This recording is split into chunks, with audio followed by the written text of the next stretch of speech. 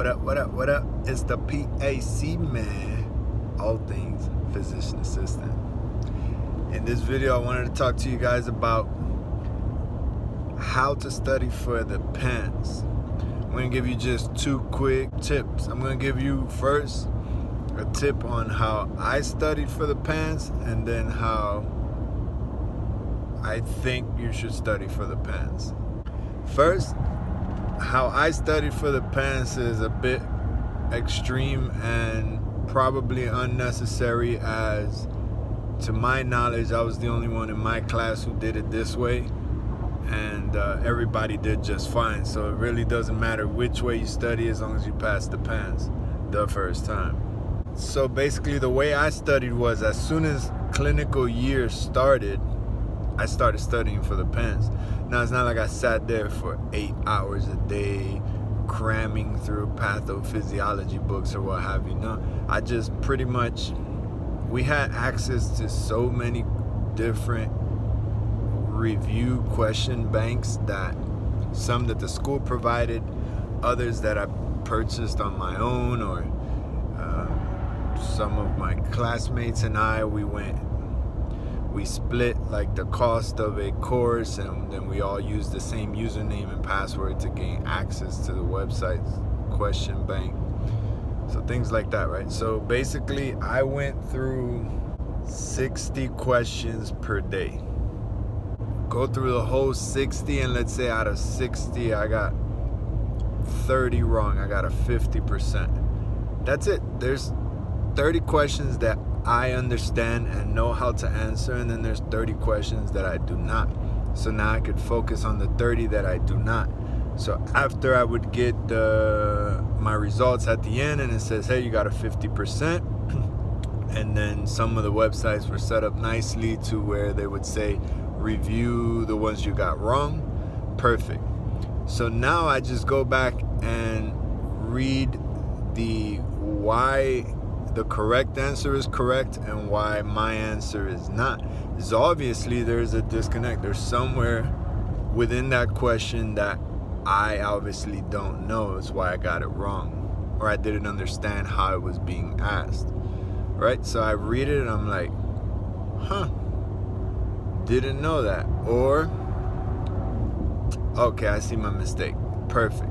Out of, let's say, those 30 questions, after I go through them, half of them was a moment. Like, now I get it. The other half, I'm like, no. Either I still think I'm right, or I still don't understand this system or this particular type of question. So now it's really down to those 15 questions, let's say, for instance, out of the original 60, that I still would get wrong if I took the test again right now, because I still don't get it. So then those I would take a quick note on, just something, anything. I would spend a little bit of time just really quick trying to figure out, okay, let me see if I can think of an example. When they talk about the different cardiomyopathies, like dilated versus restrictive, constrictive, and HOCM, and they talk about, which ones accentuate the murmurs. That stuff would just not stick. To save my life, it would not stick. So I think one question once was like, shaking someone's, squeezing someone's hand would cause which murmur to accentuate or something. I can't remember the question per se, but I remember H for handshake, H for HOCM. So I just wrote down like a big exaggerated bubble H, and then I wrote H for HOCM, H handshake, and whatever. I still don't understand what that actually means, but I can say that the next time I saw those questions, I'm like, okay, for sure, okay, which ones? Okay, HOCM, MVP, they do the same thing. So just, I had these little things going off in my head that I still, physiologically speaking, don't understand what's going on. And I'm sure if I would have, had the time to just sit there and focus on it, I would have gotten it. And but I didn't. But I still passed the test. That means when I saw those type of questions, I now got it. So I had to really just focus on 15 questions. Out of 60 that day, I had to write a quick little mnemonic or something, or look up a mnemonic, something to help me quickly understand how to answer this question if I saw it again. Done for the day. Good day. Next day, another 60. Over the course of a year, you go through a lot of questions, and obviously the question banks, I eventually ran out of questions, so I repeated the question bank. I want to know that same 60 questions, I'm not still getting like a 50%, am I? So then I started getting like a 75%. I'm like, good. There's obviously still something I'm not understanding, but I'm getting closer.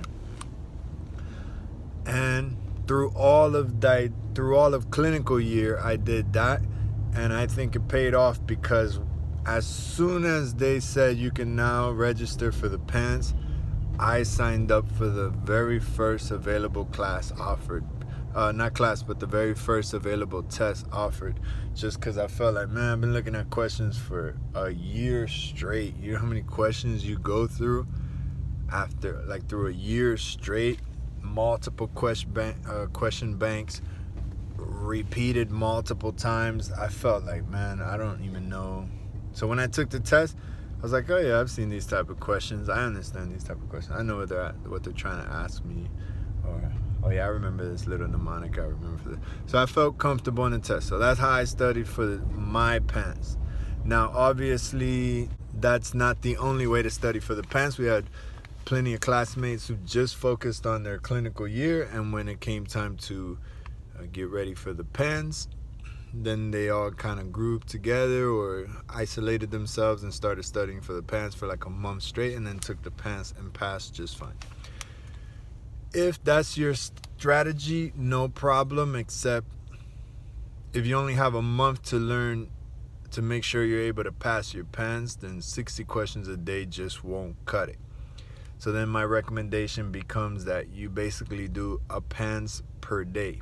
That's 300 questions per day is my recommendation. And out of the 300 questions, I say you break it into groups of 60, because that's how the PANCE is set up. The PANCE is not only about your knowledge, but it's also about mental endurance. 300 questions of they're not all long, but like of vignettes, and they're not little short true or false questions. Like, they're exhausting. You get tired of like 100, 200 questions in, you're just like, I'm tired of reading this. And so it's about endurance. So when you're getting ready for the PANCE, you need to be able to do 300 questions a day, because if you were about to run a 5K, I hope you've at least been training at a 5K level. So really 300 questions per day broken into 60. You can pause in between the 60 and take, a little breather, come back, do another 60. And that's pretty much how the PANCE is set up. You have breaks in between. Now, obviously the breaks are not very lengthy when you're taking the PANCE. I don't think you need to be that strict when when practicing for your PANCE. I think you're just fine if you do, if you take every couple hours, you take another 60 questions down, that's fine.